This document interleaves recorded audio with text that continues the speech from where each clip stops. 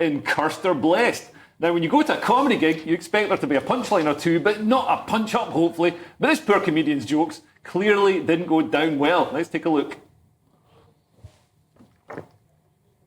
So this is Spanish comedian Jaime Caravaca being punched by Alberto Pugilato. That name actually sounds like it's Spanish. Pugilato is there, isn't it? It's got to be good. Yeah. So we can't, due to regulations, we can't show the actual punch landing, but he does take quite a wallop to the side of the head. While I wouldn't normally approve of a comedian being threatened and punched in the head, wait until you hear what he did. So Alberto, the attacker, is described in the media as far right, which probably means he's a regular guy. He posted a picture of his baby on social media, and the left-wing comedian, Jamie, posted horrific sexualised comments underneath.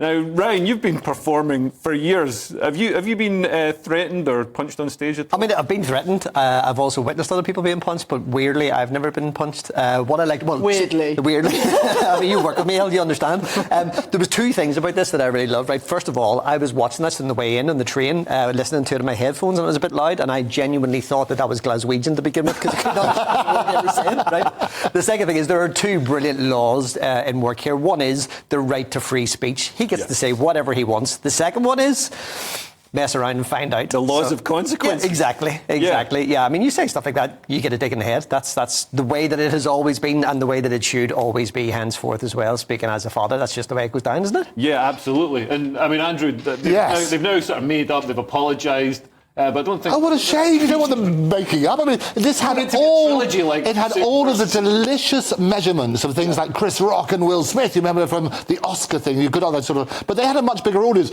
I was watching the video. They had an audience of 2 in this sort of thing. So obviously he doubled his audience as a result of this guy coming along, because he waited, didn't he? He posted, actually abhorrent comments. They were horrible comments. The first thing, they weren't funny, but also it's just stupid. It was about a kid and so on and so forth. Yeah, awful. But about a baby. So completely wrong. But for him to go along to this gig, and as to say he doubled the audience, it really was just 2 people in the audience, and to suddenly slap him. But it wasn't in the same way as Will Smith and that sort of stuff, because I think that sort of got headlines around the world. Yeah. This guy, he did sound Glaswegian, I think you're right. He looked Glaswegian as well, punching, going to a stage performance and punching somebody on stage. Yeah, but did you see the way he went up on stage, and this was the guy who was fronting it all out, acting the big man on social media, away from everybody, and then as soon as he came up, and he didn't even punch him, it was just an open-handed slap, and he cowered in the corner like the cower for the whole time as well. Pathetic. Yeah. Elle, have you seen any violence on stage? It's interesting that Andrew brings up the Will Smith slap, because I thought, considering Will Smith has played Muhammad Ali, a pretty weak slap. Oh, it was a terrible slap, wasn't it? Take your wife's name out of your... Exactly, that sort of stuff. It was extraordinary, wasn't it? Yeah, I think his wife would have done more damage. I think she would have done, actually. But he got a 10-year ban, and I think that's 2 years ago it was, and so he's not allowed to go there and receive any awards that he might otherwise win as a result of it. No more Oscars. No more Oscars. They got to post the Oscar in a jiffy bag. That's what's going to happen. And so I wonder what's going to happen to this guy who nobody's ever heard of beforehand. Yeah. I know you're in the comedy circuit as much. I've had the thing. We've never heard of this guy.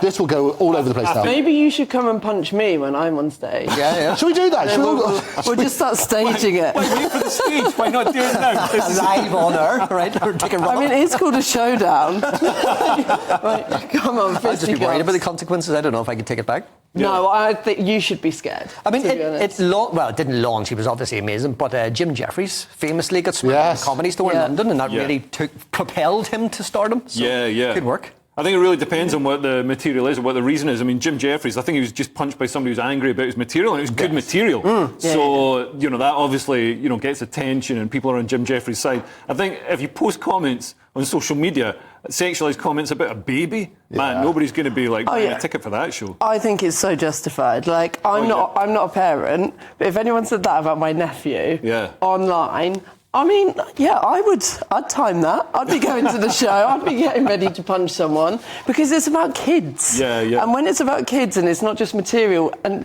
because it is online, you don't actually know if they are going to do anything. Do you know what I mean? It's kind of like they're hiding behind the wall that is the internet.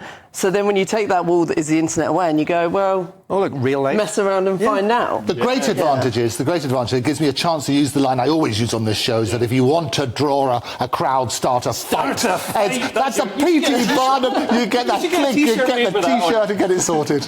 Well, Dr. Anthony Fauci is under fire over his part in COVID guidance. Dr. Fauci told a US House subcommittee the 6-foot guideline just sort of appeared and there was no science behind it. He also admitted in the January interview that there was little science that backed requiring children to wear masks in public and at schools for almost 2 years. I mean, this would have been considered a conspiracy theory not long ago, the idea that Dr. Fauci was just making these things up, just like the COVID lab leak or vaccine harm or lockdowns being bad for us or natural immunity being effective or PPE fraud. These were all considered conspiracy theories at some point. I think we're at the point where I consider conspiracy theories just to be spoiler alerts. Now, remember we were told to follow the science? Yes. It turns out these guys were just making it up. I mean, Andrew, it seems like we shut down the economy and our lives based on whims. It is scandalous, isn't it? Never let the truth stand in the way of a good story. They work on that sort of basis. But the reality is this, is that if the science wasn't there and we're so reliant on experts, and actually people should question everything, and all those who turn around, think about conspiracy theory, it's always used as a phrase just to dismiss an argument, isn't it? Oh, it's a conspiracy theory, go away. The reality is conspiracy theories only need to be right once. And you look at that sort of stuff, and now it's all coming unpacked. Apologies are due all round. No, we didn't. It's made of cheese. We don't want to go up there. It stinks. You work on that sort of basis. No, but people should apologise now. All the people who stood up, and lots of people on this channel as well, have been speaking up vocally about it for years. They were all shut down, and that's wrong. I mean, surely if it says anything, it says that we shouldn't... Like, people were having YouTube channels taken down because they discussed things like this that later turned out to be true. Maybe we should just allow freedom of speech. But this is the thing. It always comes down to freedom of speech, but then someone does something and then they want to cancel it again. So I think we all just need to agree the fact we're going to have freedom of speech and you're going to get upset and people might get punched in the face. Like, this is another guy who just hates children, just mask them all the time. But on a very wide, a global scale. Anyway, President Biden appears to have struggled again at another major event, this time at a D-Day celebration. The 46th president, who actually looked older than the veterans who stormed the beaches, appeared to try and sit down when no chair was present and couldn't quite work out what to do, looking rather uncomfortable. There was fierce speculation that may have soiled himself. Let's take a look.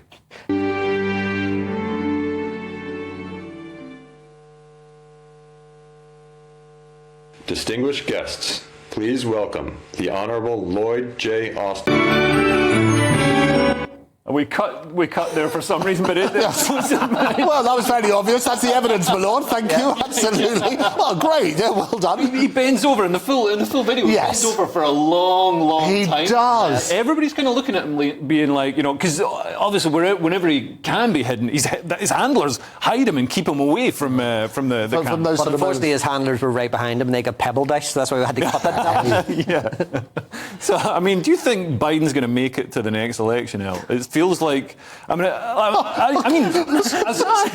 as an alive person at this point, almost. As an alive, but forget everything else, being in charge of the most powerful country in the world. Is he going to live? That's what we've got to. Well, look at him here, staring into space as well. Whether he's pooed himself. Do you we shouldn't be discussing whether...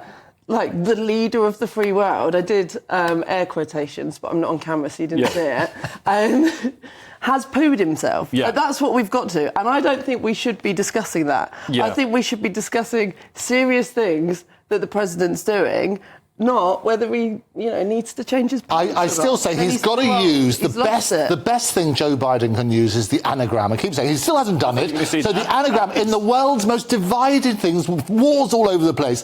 Joe Biden is an anagram of be joined, and that should be his thing on the T-shirt together with the other bits and pieces. And he could be out there and doing that. That could be his message if he can get the words out. And I think he can work on that. So be joined. Come on, that's a great thing. I mean, he's Trump's greatest asset at the moment. I mean, people. If either of them were replaced by somebody else, the representative parties would see a huge jump in the polls. And I think, Trump is going to definitely win against Joe Biden. Do you think, the Democrats should really be thinking about how they can take him out? I know they've got some history. I hate to go back to conspiracy theories, but, somebody on a grassy knoll. But, do you think they need to, get him to stand down somehow? I mean, standing down was the issue that he suffered from. standing down and staring into space. I mean, what do you think, Andrew? I think that Trump's going to... I predicted this years ago. What I love is that even if you do it in jail, the rules of the Constitution basically say you only have to be over 35. Well, he's done that, double that at least, 77. You basically have to have lived in the States for 14 years. And it doesn't matter... And you need to be a US citizen. It doesn't matter that you're a convict. And actually, it was Eugene V. Betts, I think it was, who actually served in the 1920s. A bit of facts here. He was basically in jail. He had a 10-year jail sentence, and he ran for president then. He got about a few of the votes, about 3 million people, 1 million people, whatever. That's pretty good. But good. That's not bad.